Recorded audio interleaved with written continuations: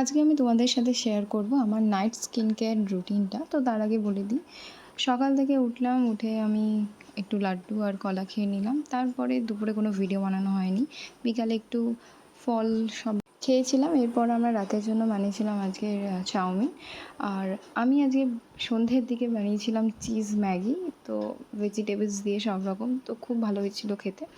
পরে একটা ভিডিওতে তোমাদের এই রেসিপিটা শেয়ার করব, খুব ভালো খেতে হয়েছে।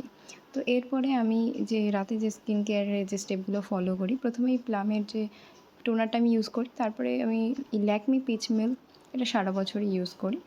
আর তাছাড়া আর কিছু ইউজ করি না। আর লিপ বামটা ইউজ করি। আর একটা আমি স্কিনে ইউজ করি সানস্ক্রিন, যেটা ডট অ্যান্ড কির সানস্ক্রিনটা। এতটাই ভালো আমি রেজাল্ট পেয়েছি, আমি 1-1.5 বছর সবে হচ্ছে ইউজ করছি।